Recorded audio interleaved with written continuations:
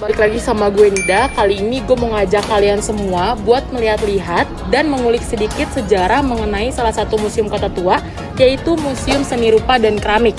Museum ini berlokasi di Jalan Pos Kota nomor 2 Jakarta Barat. Buat kalian yang pengen tahu di dalam ada apa aja, ikutin gue yuk.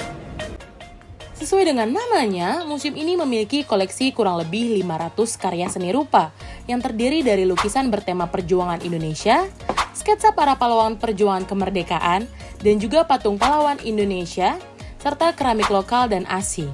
Nah, harga tiket masuk hanya Rp5.000 untuk umum dan Rp3.000 untuk pelajar. Di museum ini juga ada pottery class, yaitu membuat gerabah dari tanah liat dengan harga Rp50.000. Nah, kalian akan dipinjamkan apron serta alat dan bahan untuk pembuatan gerabah ini. Buat kalian yang belum pernah membuat kerajinan ini, kalian akan dibantu oleh guide dan bisa memilih bentuk gerabah sesuai keinginan kalian sendiri loh. Durasi pembuatan gerabah ini hanya menghabiskan waktu 30 menit saja. Setelah proses pembuatan gerabah sudah selesai, kalian bisa lanjut ke tahap dekorasi. Gerabah sudah jadi. Nah, kalian bisa bawa pulang dan jangan lupa untuk dijemur ya guys, selama kurang lebih 3 harian. Ternyata seru juga ya buat gerabah.